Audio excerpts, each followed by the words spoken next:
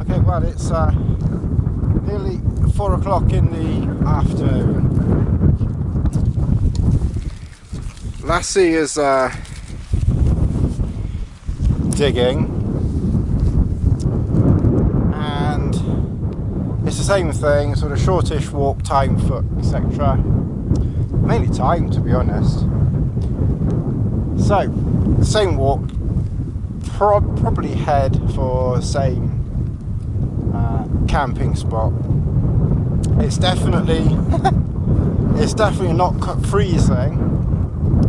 I didn't get out in that snow a couple of weeks ago. Like I said, if timing had been different, then I would have had a snowy camp. But as I said in my last video, I basically get a time when I can go, and that's it, go.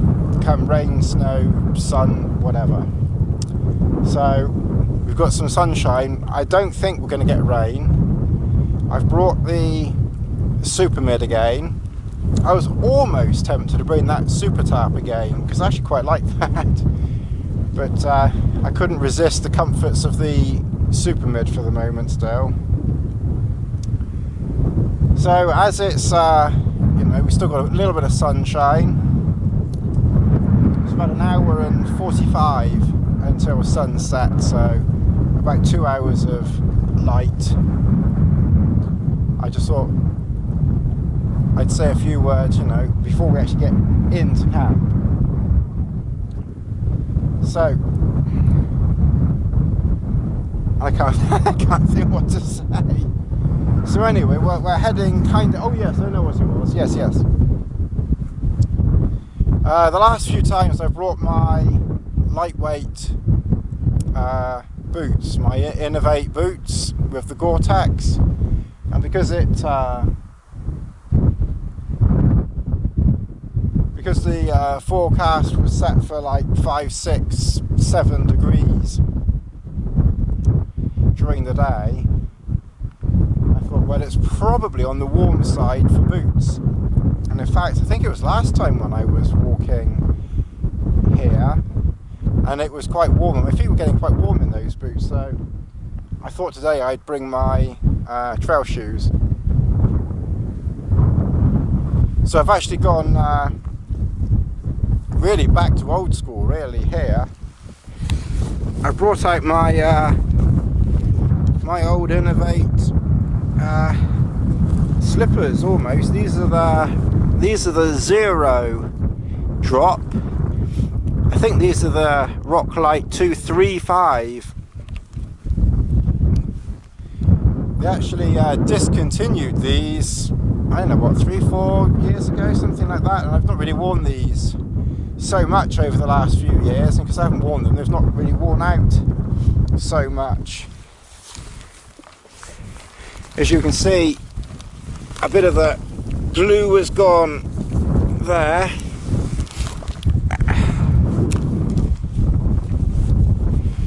And really that's about it. So there's still life in these yet. So I thought I'd wear these. So hopefully I can get into camp without getting soaking wet feet. They've got a 0.5%, maybe like a 5% damp so far, because they're mesh all over. They don't give any protection whatsoever. You step in 0.5 milliliter of water and you're going to get a wet foot. So they don't give any protection at all. So even if the ground is damp, water's gonna get at your foot. So, but that's okay. I'm not worried about that. But what I am thinking is, to get into camp, I normally just go straight in that direction, that way, because camp's down there. But to do that, there is a wet boggy bit, so I'm thinking if I go in that direction, I'm 100,000,000% gonna get a wet feet. So I'm kind of thinking I might just head this way a bit and then try and cut down and just see if I can skirt around the wet bit. We'll see. If I get wet feet, I get wet feet. As I say, I've got seal skins that I can put on in camp for a few minutes if needed. I'll be in the sleeping bag in the not too distant future, so it doesn't matter. But it really is a very, very beautiful afternoon up here. Very, very beautiful. Okay, well, I just did a segment of talking to myself, and maybe I didn't hit the record button, so I'm trying to remember what I said. Okay, so it's now gone 20 to 5. We've still got some sun. It's about 40 minutes, so not quite a minute ago I was talking, but 40 minutes ago I was talking to you just over there, and it took, you know, less than 40 minutes obviously to get here, and I'm not sure if you can see the super mid pitched behind me. So in 40 minutes I walked and pitched the pole. I even did a joke about the only thing being inside the shelter, inside the super mid, is my erect pole. So I got to do the same joke again now. So the only thing inside the super mid is my erect pole. Yeah, because I haven't unpacked my pack at all. You see, what I like with these packs is you can keep everything that you need for camping on the outside of them, so you don't actually need to open your pack, you know, to pitch the shelter, which is good. So if it is raining, everything inside the pack stays relatively, you know, dry, or at least untouched until you open the pack. So I'll open the pack in a minute, so the ground sheet's in there, but of course you can get inside the shelter to get that out.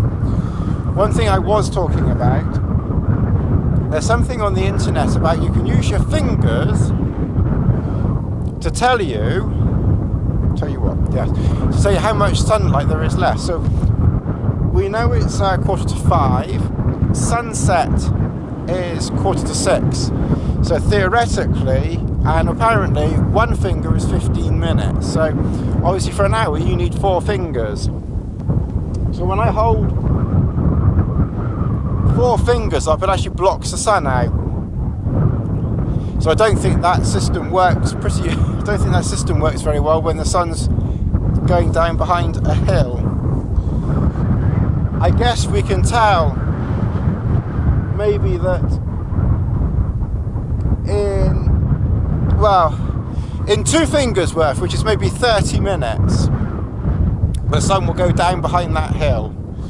Sunset is an hour, but maybe 30 minutes left of sun before it dips that hill. So that would be 5:15. So let's see you know, how accurate that is, if I even remember to check.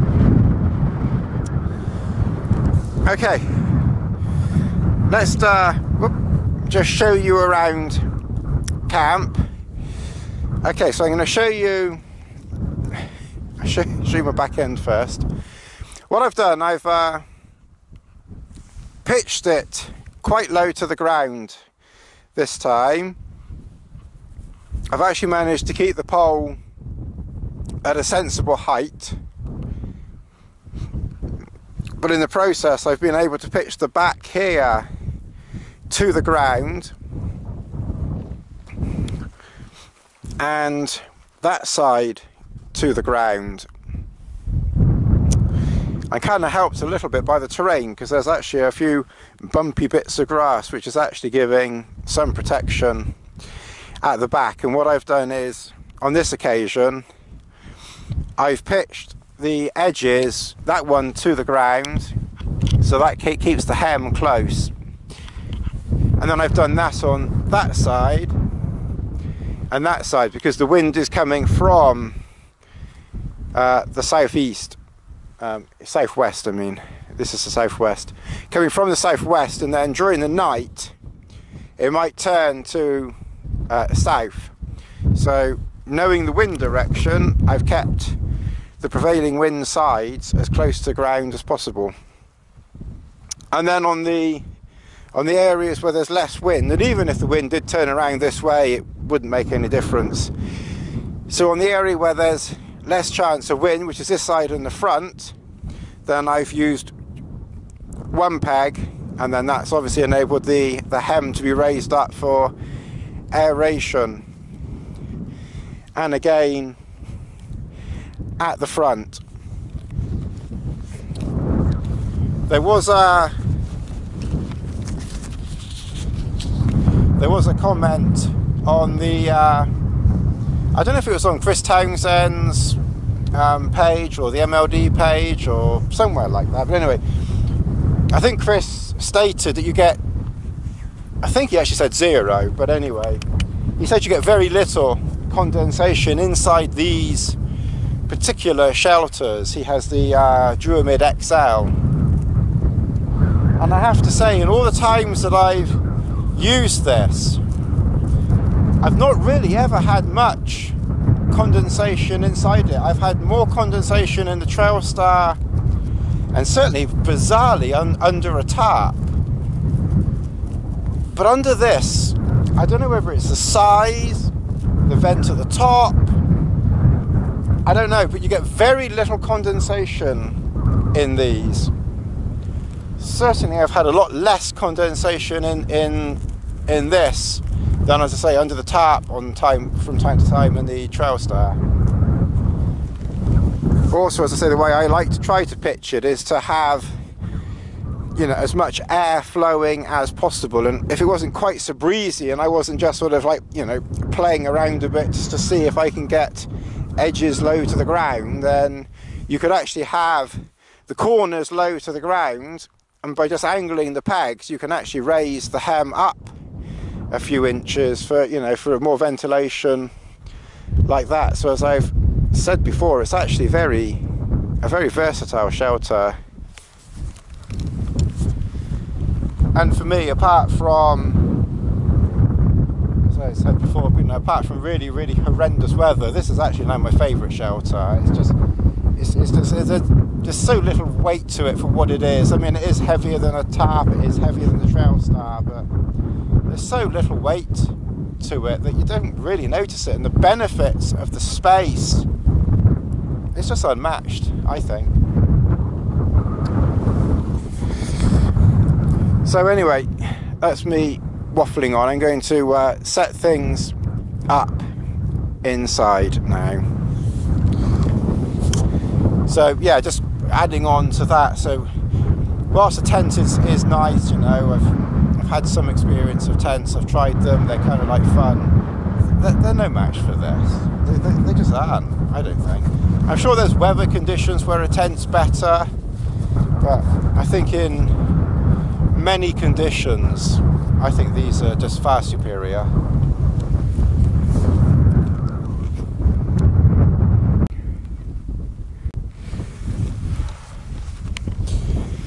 Okay, well, it's about 5:10, and the sun's gone down behind the hill, so we were within half of a finger accurate, I guess. Okay, I've not got water yet, so I'm going to go and get water in a minute. It's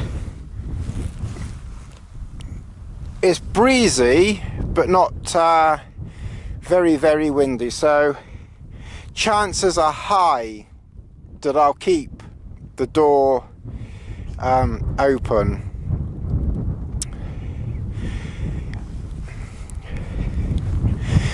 Bizarrely, when you open the door, the front raises up quite a bit. Either that or I've done something odd because I did have to readjust the pole ever so slightly. But when you do open the door, it does obviously change the shape and configuration a little bit, to say the least.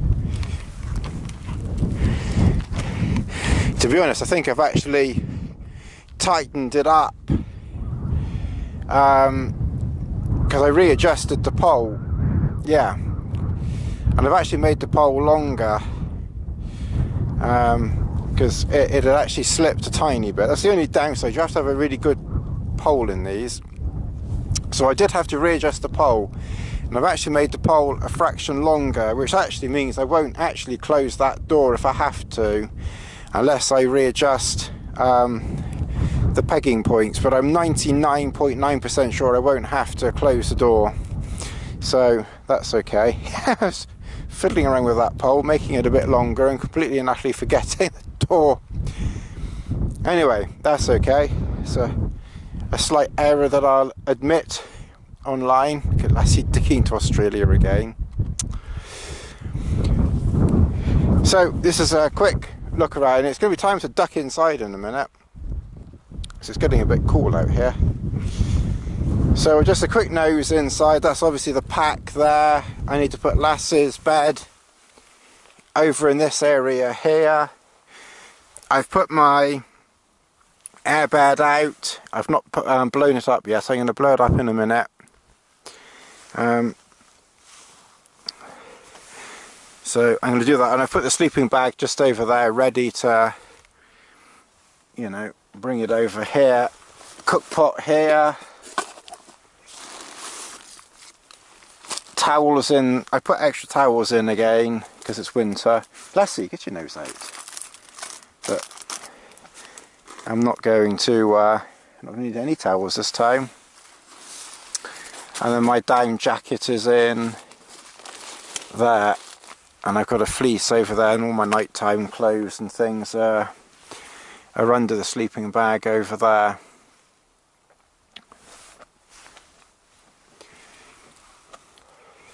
Yeah, because what I did, this section of the pole here had slipped a tiny bit, and as I say, that's the only downside of using these. And the pole that Ron sent me, it unfortunately was a bit too long, so the pole here slipped a little bit, and I couldn't get it to tighten up in the right place on this occasion, so I ended up lengthening this one here and this one here from 9 to 10 on both of them, and that one is on the pole marking up there, and this one was on the pole marking, but it had slipped marginally, so I lengthened these two to compensate. And of course, in lengthening those two, and in the end I managed to lengthen this one a fraction as well. I say, I completely and utterly forgot that the door was open, so of course that actually changes the, you know, so I don't think the door would actually do up now without having to readjust tie outs. But as I said, I figured it out quickly. I realised what I did. If the weather was bad, I would just readjust things quickly. It would take like 2 minutes, you know, not much more than that. Close the door, get it set up, and then go back to where I was. But I really don't think I'm going to be closing the door tonight, so I'm just going to leave it. And if perchance I do have to close the door, well, it's my fault. I should have done it. Should have figured it out properly first time. Anyway, I think it's time to go and get water. We've got about half an hour before sunset, and I'd like to be in the shelter before it actually gets dark. I know lots of people take videos outside when it's dark of moons and stars and the tents all lit up and everything. Maybe one day I'll do something like that. When I get into camp, I just want to get into the tent, get into the sleeping bag and chill out for the night, and that's it. That's it. Right, okay, water. Oh well. Good morning all. Oh, morning all. It's about 11 o'clock. Well, actually it's 10 to 11, but it's nearly 11 o'clock. I woke up at about 10. Well, I woke up at 5, I made a cup of tea and then fell asleep, and then woke up again about 10. So I've had a cup of tea and porridge. And it was a very, very calm night. One interesting thought: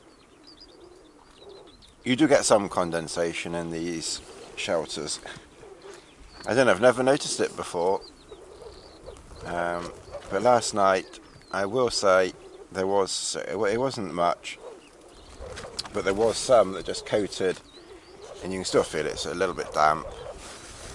now, so we did get a little condensation, but it certainly isn't anything to worry about.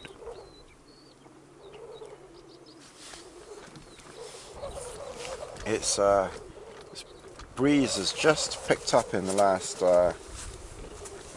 5 or 10 minutes. There was one rain shower during the night. I'm not quite sure when it was, whether it was during the night and I heard it, or whether it was between 5 o'clock and 6 o'clock and 10 o'clock when I heard it. I think it was during the night. I think there was one shower during the night, but I just know that it rained. In fact, I can see drops on there, but I never stirred and woke up or anything like that as such. I didn't think, oh, I must close the door. I could tell it wasn't that heavy, and there was no wind or anything, so I completely and utterly ignored it. Lassie slept on her bed all night, and she was very comfortable. She's just a second disappeared outside. I've done some breakfast, so I'm just going to eat that now, some porridge. And I didn't blow my airbed up until it was like a brick. I still put quite a lot of air in it, but I do think it makes a difference not having it too I was going to say not having it too hard, but it's not quite what I had in mind. That always benefits. Yeah, if you don't have, if you don't fully inflate your airbed, probably take it to about, I don't know, 90% or something like that. That's probably good. 85-90% air is probably good. Although, to be honest, I've probably put 90 to 95% air in here, because it's only maybe 1 or 2 puffs away from being fully inflated. But yeah, it definitely is more comfortable. You can mould to it more. So that's something. If you ever find your airbed a bit too uncomfortable, maybe just putting too much air into it. Okay, well, I'm gonna have some more of my porridge, and then go from there, and then start packing up slowly. Although I'll have another tea before we get going. I need to clean that lens as well sometime. Alright, just thought I'd do a little additional piece here about the cooking system that I use. I did a piece the other month about it, but it's always worth, not everybody sees every single video. Some people are sensible and miss 20,000 videos before they think, oh, what's happened to that Tony? Is he still alive? We've got to watch one. So this is my cooking system here. So what it consists of is a pot lid and a pot, and I use the ultralight titanium Avenue pot. This is 600 millilitres, and inside it's marked off at 200, 400, and obviously the top is 600. For one person, it's plenty. I never ever fill it really above 400. 400 water plus lassie, and 400 of water plus food is, is plenty. I use the Trail Designs Sidewinder cone, and the cone folds down or rolls down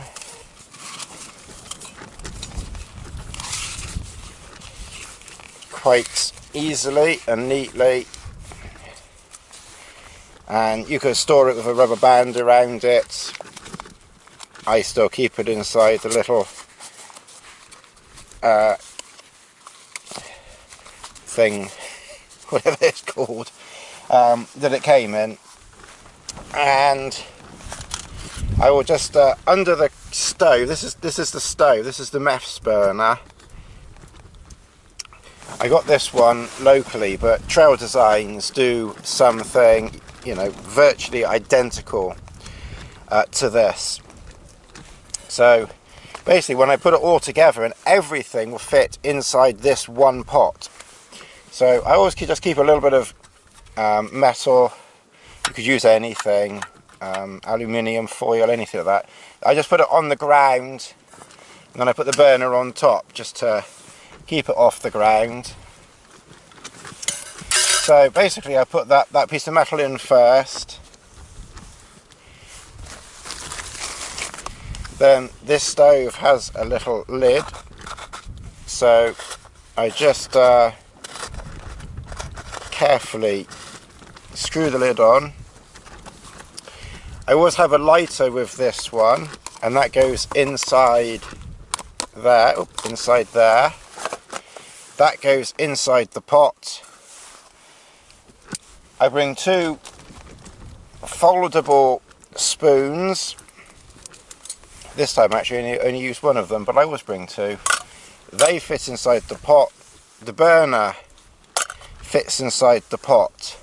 So you've got everything that you need inside the pot. And then obviously the fuel, I carry, this is 150 millilitres I think in there of meth, so I carry that separately. And I also carry a separate cup for tea. So those are really the only bits that go, you know, outside of this system. I have heard that some people are concerned putting, you know, meths cooker inside a pot that you're eating out of.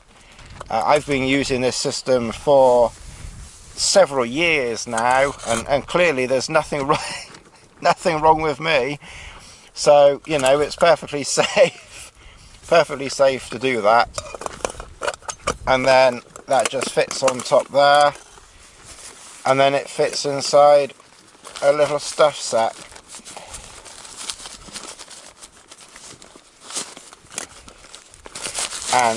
And that then fits neatly in there, and that is everything that you need. And it's, to be honest, the heaviest thing there is probably that lighter. If it wasn't for that heavy lighter, it would probably be even lighter. If it wasn't for the lighter, it would be lighter. Oh, I'm a poet and I didn't know it. Anyway, so that's a very, very good system. I've tried other lighters and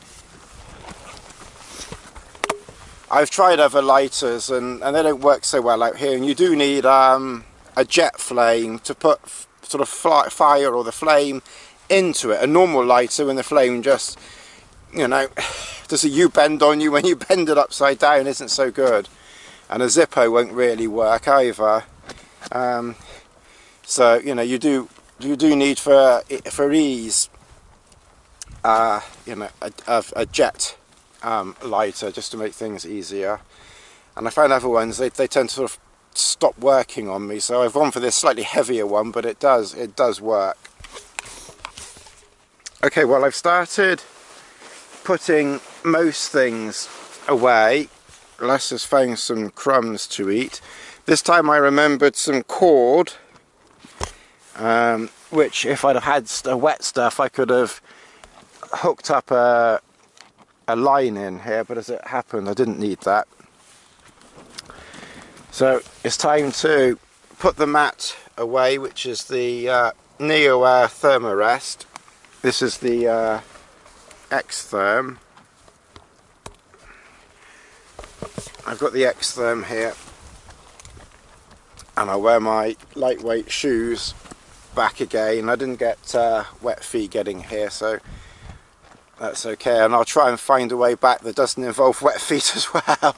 But it's not far to car, and frankly wet feet for a few hours doesn't matter anyway, not when it's not freezing.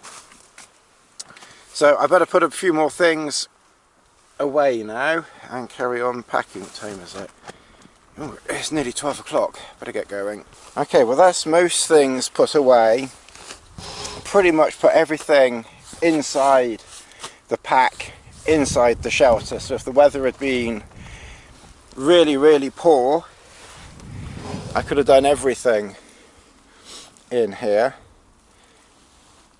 I just got the ground sheet to pack away, and that's pretty much it. And my cup over there. I just stood up. I just stood up in here. Okay, maybe if you're more sort of a Yoda size, you might fit fractionally better, but excuse the dangly bit. not that dangly bit. But what shelter can you stand up in? I think there probably are other manufacturers out there that do, you know, similar things, but why would you want a tent? Why? I can see absolutely no reason on earth for having a tent when you can have this. I can see absolutely no reason for a tent. Absolutely, honestly, I can. And the more I use this, the more that this is really, really becoming my absolute favourite shelter. Yes, it's big, it's overkill. You know, it's designed for 2 or more people. I think you'd be a bit tight for 3 people, but it's just you know, I can stretch, my arms are stretched out that way. You know, I can go here by the pole and I can stretch my arms out that way. There's a tiny bit of condensation on the walls, but again, you know, even if there is, you know, a little condensation, it doesn't matter because the walls are so far away from you, you can't really reach them. If you do get this, the Super Mid, try and spend the extra for the Cuban, because the Cuban, it makes a big difference in this shelter. I had this shelter in Sil Nylon, and I really did love it, and it was why I got the Cuban. But if you get this shelter, spend the extra money. It's a lot more. It's like double the price, I think, but it really is worth it in Cuban. Because if it gets wet, it won't sag on you, and because it's so big. That's the one thing I found with the Sil Nylon version, because it was so big. It's the Sil Nylon version is actually bigger than this, bizarrely. But because it's so big, when it gets wet, Sil Nylon just naturally, you know, it sags a bit. And I did notice with the Sil Nylon version that it did just sort of sag a little bit by the morning, which again, because it was so big, it didn't matter. You still had, you know, acres of room in here. But this Cuban version, it's just epic. It really is. It is my favourite shelter. Now, because it's so big and spacious and light, and I like, well, obviously with the Trail Star I can have the door, well, there isn't a door, but I've got the same here, you know, it's just, yeah, this is definitely my favourite shelter now. I use the tarps and everything else like that, obviously a lot just for something different and fun, and just so I don't wear this out, I don't wear this out too quickly. But yeah, this is just really, really nice. Okay, well that's enough of me saying how much I love the MLD Super Mid. MLD Super Mid. I better do some more packing up. It's 12,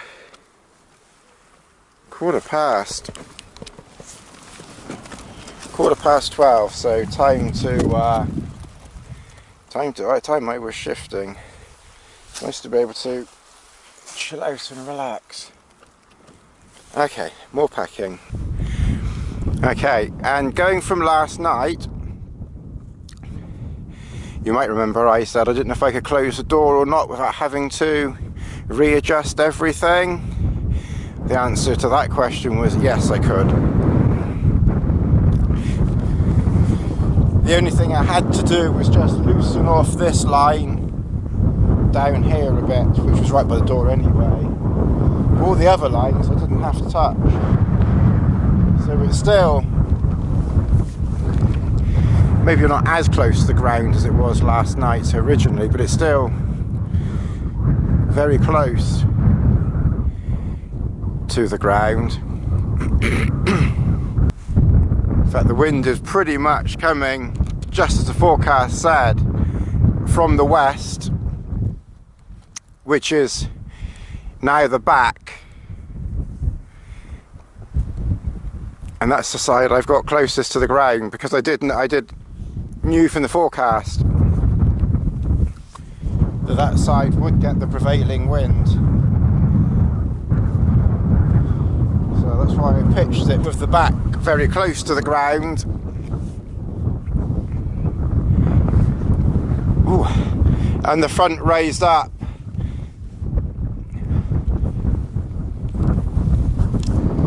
So there was a good deal of airflow, but not too much.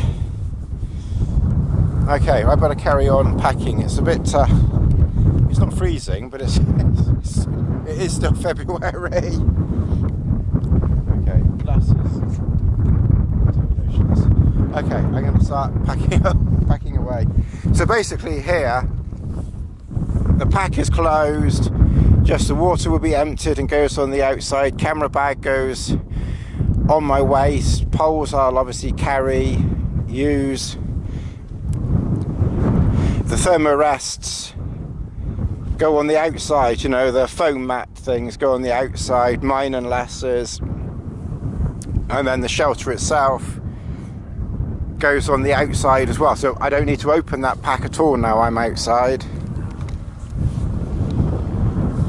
Okay, I'll say goodbye now, just in case I don't get a chance later on, and thank you for watching, subscribing.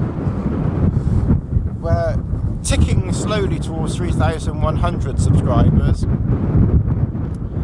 So please share the video with friends and family and aliens from Mars and anywhere else that you can think of, and we're slowly building a few more people stupid enough to watch this nonsense.